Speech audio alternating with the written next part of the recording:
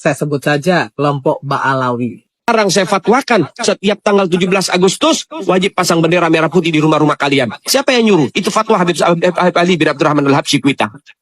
Bendera merah putih. Siapa yang memberikan instruksi kepada Bung Karno untuk membuat bendera merah putih sebagai bendera Indonesia? Itu adalah fatwa Al-Habib Idrus bin Salim Al-Jufri Palu Al-Khairat.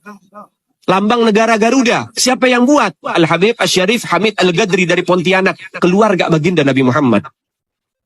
Lagu 17 Agustus, Pramuka, lagu syukur. Siapa yang buat? Al-Habib Husin Al-Mutahhar dari Semarang. Dzurriyyah baginda Nabi Muhammad. Jadi Anda jangan berpikir, ini habaib di Indonesia jasanya apa? Banyak. Itu yang baru kecatat. Itu yang baru ketahuan. Masih banyak lagi daripada keluarga Nabi Muhammad yang tidak mau masuk buku karena perjuangannya ikhlas karena Allah dan Rasul.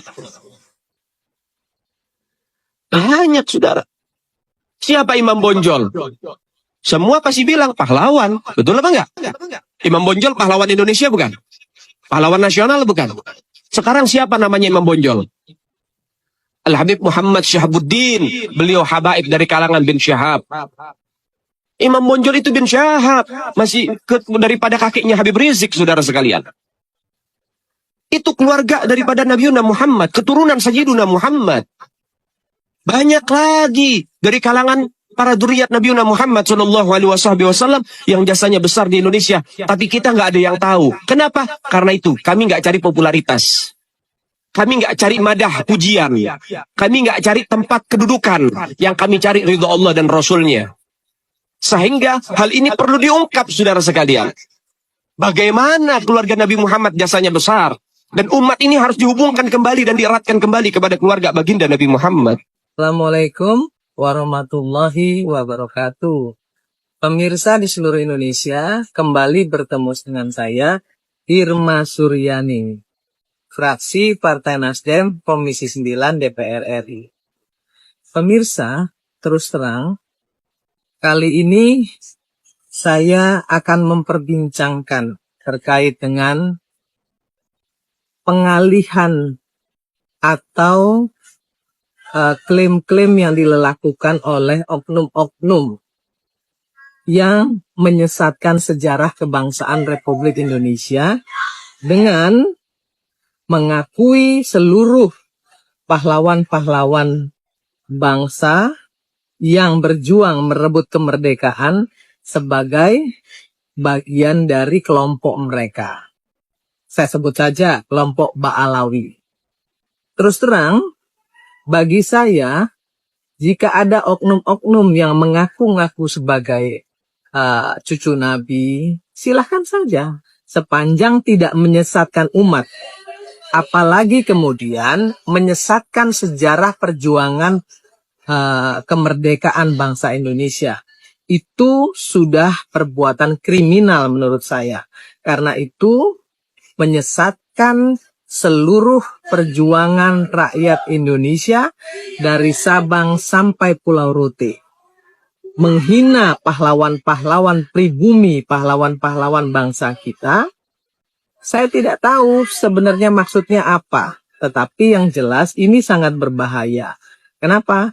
Karena bisa saja klaim-klaim ini adalah awal dari oknum-oknum yang secara terstruktur dan masif ingin mengklaim dan merebut Indonesia melalui ajaran-ajaran atau tafsir-tafsir agama yang salah. Bayangkan rakyat Indonesia ketika disampaikan W.R. Supratman, Wage Rudolf Supratman pun diakui sebagai bagian dari klan mereka. Ini sudah penyesatan sejarah yang luar biasa. Dan jangan salah, dari sini dimulainya perebutan atau klaim-klaim yang akan membuat Indonesia direbut secara perlahan-lahan oleh oknum-oknum imigran yang ingin menguasai Indonesia, saya kira. Saya bukan ingin atau mau memprovokasi, tetapi hal seperti ini jangan disepelekan. kita jangan terpaku, jangan terpancing hanya soal politik dinasti semata. Tetapi ini jauh lebih berbahaya. Klaim-klaim penyesatan sejarah perjuangan bangsa ini lebih berbahaya dari sekedar politik dinasti. Kenapa saya sampaikan seperti ini? Karena ini adalah cikal bakal untuk mengarabkan atau membaalawikan Indonesia dari sistem Pancasila ke sistem khilafah. Ini berbahaya menurut saya, ini harus kita hati-hati. Memang tidak seluruhnya, ustadz-ustadz dari keturunan Arab itu tidak baik. Banyak yang baik, tapi hati-hati dengan oknum-oknum yang secara sistematis ingin merusak dan memutarbalikkan fakta sejarah. Kita tidak boleh juga menafikan ustadz-ustadz dari keturunan Arab yang baik, yang benar, dan syiar memang untuk kepentingan umat.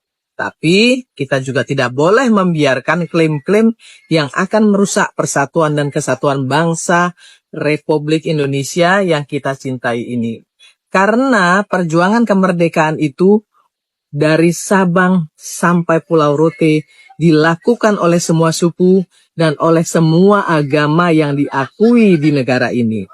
Salam keindonesiaan, jaga NKRI, dan jangan sampai ada orang yang mengklaim-klaim perjuangan dari pahlawan-pahlawan bangsa kita. Karena itu adalah penghinaan bagi bangsa Indonesia. Salam kemerdekaan.